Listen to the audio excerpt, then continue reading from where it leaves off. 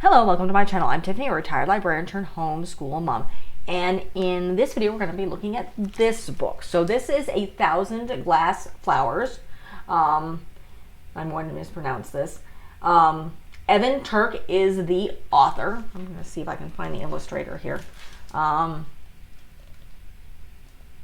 He may have been, he must be, he's the illustrator as well.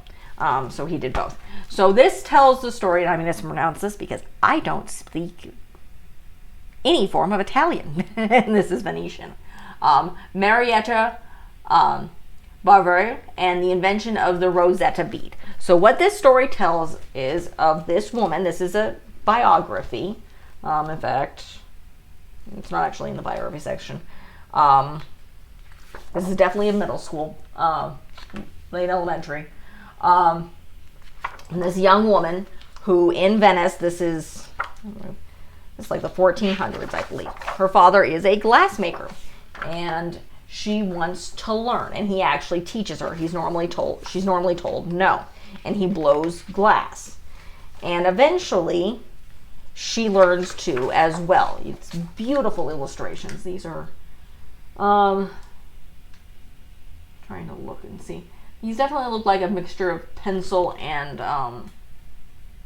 maybe it's just pronounced pencil. You can see the illustrations. They're done very, very beautifully.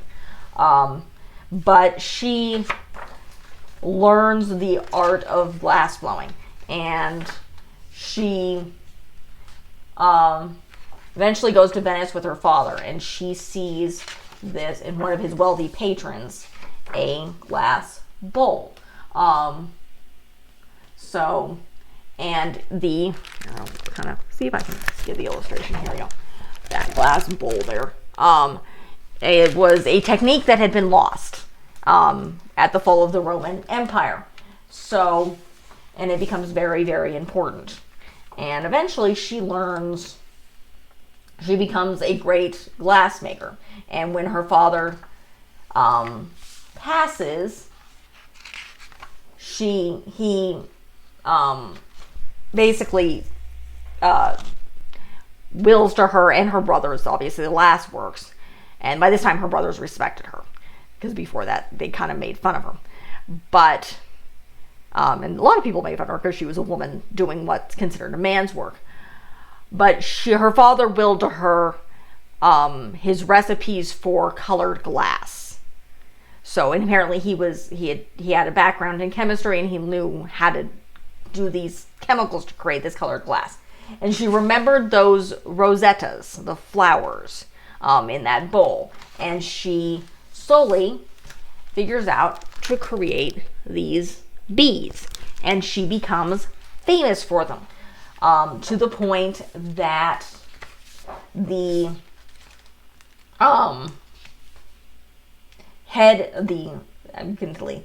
the Doge, which I'm guessing is the leader of Venice, gave her the privilege of opening her own workshop, she would have been one of the first women to do so. And eventually, basically these tiny glass beads became very, very famous. So in the back of this, you have the author's note, which talks about the history. He actually talked to one of her descendants.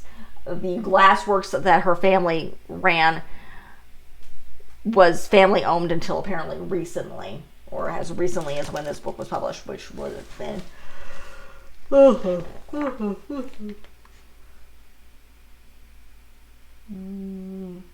recently. This is a new book. This came out in 2020, so copyrighted 2020. So yeah, relatively recently. And then it talks about, another page talks about the art of glass blowing, which I find extremely interesting. It's an amazing art form, similar to forging and building with metal. The techniques have not changed. The tools have not changed in hundreds of years. They still make this stuff the same way. So this is a very amazing, very interesting book. If your kids are interested in glass blowing, if they're interested in Italian history, if they're interested in women's history, because again, this was one of the first women to be offered a glass, basically a furnace in all of Venice. One of the first women to do so. So women's history is coming in here. Again, glass blowing, which is something I find amazing. It's fantastic artwork. Because it's almost 9 o'clock. So, and this is the last review I'm doing tonight. This is actually being filmed in the very beginning of August. I'm just trying to get some stuff done because my kid hasn't been going to bed early enough. And I have stuff to do. And I cannot film when my 4-year-old is awake. By the time you see it, she'll be 4.5. So, fantastic book. Highly recommend. Interested in glassblowing, interested in Venetian history. I see Venice. And the different artisans and women's history. It covers all of these. And it's definitely elementary school age. Probably middle elementary school age. You can obviously read it to younger kids, and there's a whole bunch of information on it. So that's the end of this review. If you like what you see, be sure to like and subscribe. Leave a positive comment if you have one. I am covering some of these interesting hobbies this month in January, because that's when you guys will be seeing this. I will be covering Black history in February. I will actually be covering women's history in March. If you're interested in Irish history, I have covered that in previous years. So you can check out that playlist. I am covering the Titanic in April. I'm covering Asian history in May. And I have done this before. This is specifically focusing, this year I'm focusing on Angel Island. In June, I'm covering mostly Eastern immigration, focusing on Ellis Island. And then I am covering, that's July, I'm doing women inventors. August, I'm covering food.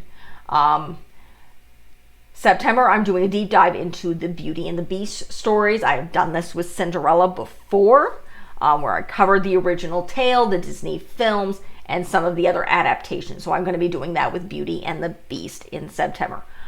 October, I am covering space. I've covered the spooky stuff in the past. You can check out those playlists. I also did the Joseph Delaney's The Last Apprentice series, which is, well, that's dark. You can check that out as well. November, I'm covering the Hindu festival of Diwali. I have covered Native American history before.